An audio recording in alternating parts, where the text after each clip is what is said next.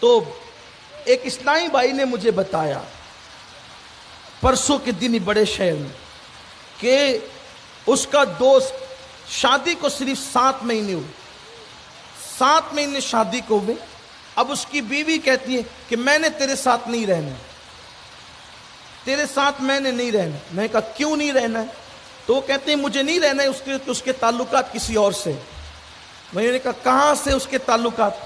چلیں اپنی بات کرتے، کچھ معاملات حل کرتے، اس کو سمجھاتے اس لڑکے کو کہ بھائی جو کسی کے نکاح میں آ گئی ہے اس طرح اس کا گھر مت بگاڑ۔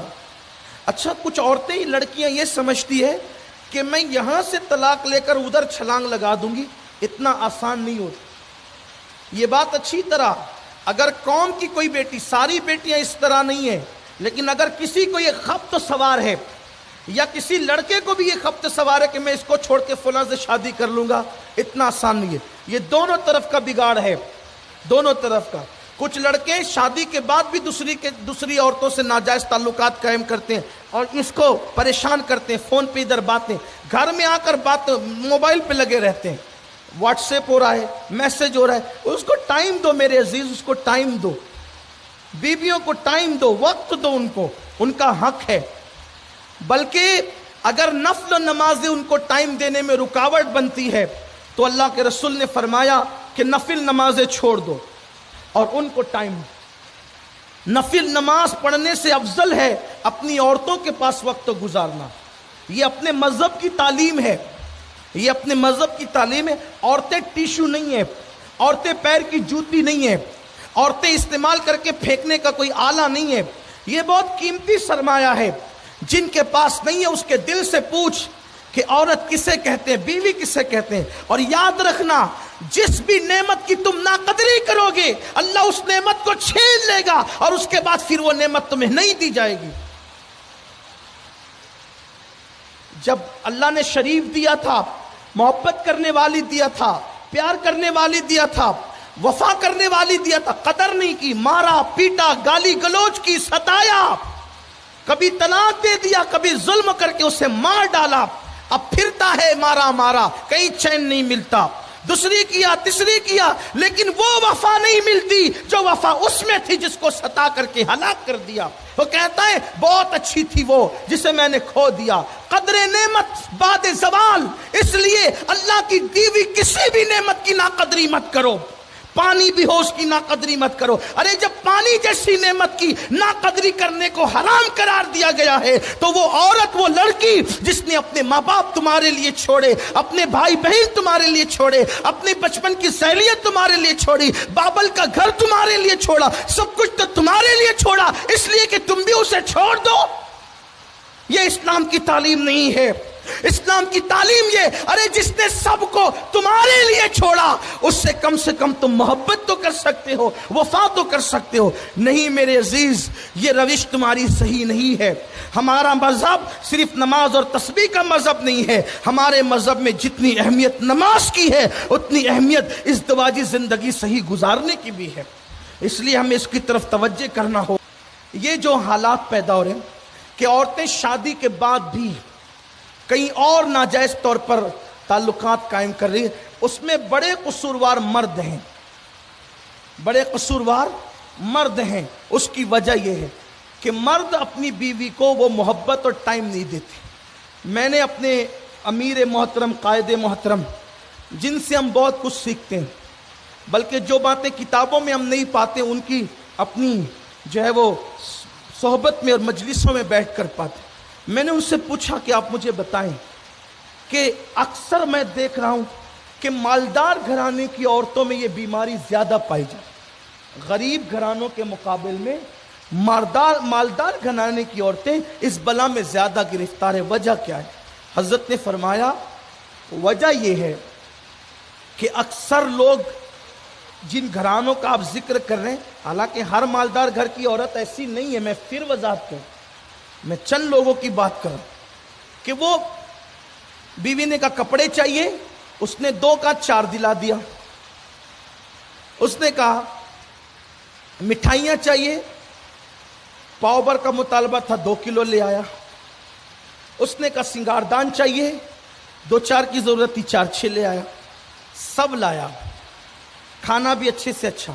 لیکن حضرت نے مجھ سے فرمایا کہ بات اصل یہ ہے کہ ایک عورت کو آپ دولت دے دیں, سونے کا پلنگ دے دیں, سونے سے مراد نیند نہیں بلکہ گولڈ, سونے کا پلنگ دے دیں, زیورات دے دیں, اچھے سے اچھا کھانا دے دیں, اسے سب دے دیں, وہ مطمئن نہیں ہوتی, اس لیے کہ اسے تو شوہر چاہیے.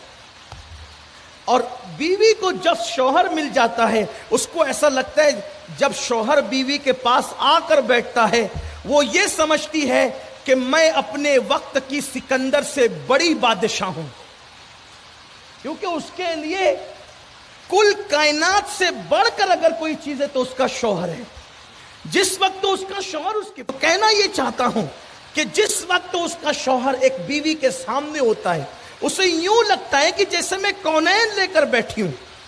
لیکن حال یہ ہے کہ شوہر مہاراج کا حال یہ ہے کہ وہ گھر آیا, کھانا کھایا اور سیدھا بھاگا, اور پھر وہ نکلا اور نکل کر کے محلے کے لڑکوں کے ساتھ بیٹھا, اور وہاں بیٹھ کر کے اس نے ایسی بھنکش شروع کی کہ وائٹ ہاؤس میں جو باتیں نہیں ہوتی وہ ساری باتیں ہمارے محلے میں ہوتی ہے. وہ یہاں یہ ہو رہا ہے, وہ وہاں وہ ہو رہا ہے, وہ وہاں وہ ہو رہا ہے, وہاں. ارے تیرے گھر میں کیا ہو رہا ہے اس کی فکر کر, کہاں کیا ہو رہا ہے وہ چھوڑ.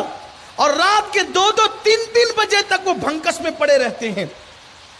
آپ مجھے بتائیں, ان کے ساتھ وقت برباد کرتے ہیں. ارے جلدی سے گھر آ, جو تیرے منتظر ہیں ان کے پاس اپنا وقت دے, ان کے پاس اپنا ٹائم دے, ان کے پاس وقت گزار. ہاں اگر دین کا کچھ کام ہے تو وہ کر لو, ملت کے کچھ کام ہے تو وہ کر لو, خدمت دین و ملک و ملت ہے تو وہ کر لو.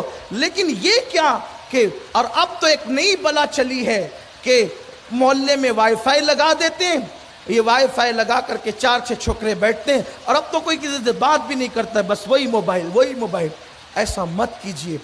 یہ موبائل سے آپ محبت کرتے ہیں, توجہ کر لیں, موبائل سے آپ محبت کرتے ہیں, موبائل کبھی آپ سے محبت نہیں کرتا.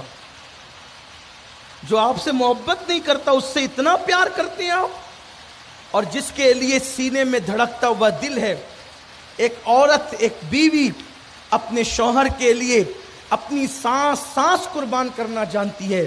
اور مسلمانوں کی عورتوں میں تو اللہ نے آج بھی وفا رکھی ہے, اس لیے کہ ماں خدیجہ اور ماں عائشہ جیسی خواتین, سیدہ فاطمہ جیسی خواتین اس امت کو اس دواجی زندگی کا سلیقہ عطا کر رہی ہیں. تو آج کی ہماری خواتین اب بھی جو ہیں اپنے شوہر پہ سب کچھ قربان کرنا چاہتی ہیں. تو میں بات سمیٹتے ہوئے عرض کروں تو اللہ تبارک و تعالیٰ نے اس کو شادی کے بعد مال دیا, عزت دی, سب کچھ دیا, مگر جب وہ ترقی کرتا ہے, مال پاتا ہے اور عروج پاتا ہے تو اسی بیوی میں اس کو عیب نظر آنے لگتے ہیں. مگر یاد رکھنا, اچھی طرح یاد رکھنا, ہو سکتا ہے تیری ترقی میں تیری بیوی کا ہاتھ ہو. یہ خاص بات سمجھنا. اکثر مرد جو ترقی کرتے ہیں, بس اسی پہ بات میں مکمل کرنے لگا ہوں, اکثر مرد جو ترقی کرتے ہیں ان کی ترقی میں کسی نہ کسی عورت کا ہاتھ ہوتا ہے. اس پہ بات مکمل ہوتی ہے, دھیان رکھنا. عورت کو کبھی پلید مت سمجھنا, عورت کو کبھی نحوست مت سمجھنا, عورت کو کبھی برائی مت سمجھنا, عورت کو کبھی بدی مت سمجھنا, عورت کو کبھی گھن کی نظر سے مت دیکھنا, عورت کو کبھی پاپ کی نظر سے مت دیکھنا. یہ بڑی مقدس ذوات ہے. ہر انسان کی, ہر مرد کی ترقی میں کسی نہ کسی عورت کا ہاتھ ہے. چاہے عورت ماں کی شکل میں ہو, وہ دعا کرتی ہے اور اس کا ہاتھ تمہاری ترقی میں آتا ہے. عورت بیٹی کی شکل میں ہے, اس کی پرورش کی برکت سے تمہیں ترقی نصیب ہوتی ہے. عورت بہن کی شکل میں ہے, اس کو پیار دیتے ہو تو تمہیں ترقی نصیب ہوتی ہے. اور عورت بیوی کی شکل میں ہے تو اس کے قدموں کی برکت سے اللہ تمہیں عروج و ترقی عطا فرماتا ہے. فرمایا گیا اللہ جسے نیک اور وفادار عورت عطا کر دے گویا اللہ نے اس کو دنیا میں جنت عطا فرما دی. الحمدللہ علی احسانہ. یہ سب کو نعمت نہیں ملتی. ذالک فضل اللہ یؤتی من یشاء. اللہ جسے چاہتا ہے اپنا فضل عطا کرتا ہے. تو اللہ جب نعمت دے اس کی ناقدری مت کرو, اپنی اللہ نے دی ہوئی یہ نعمت ہے اس کی قدر کرو.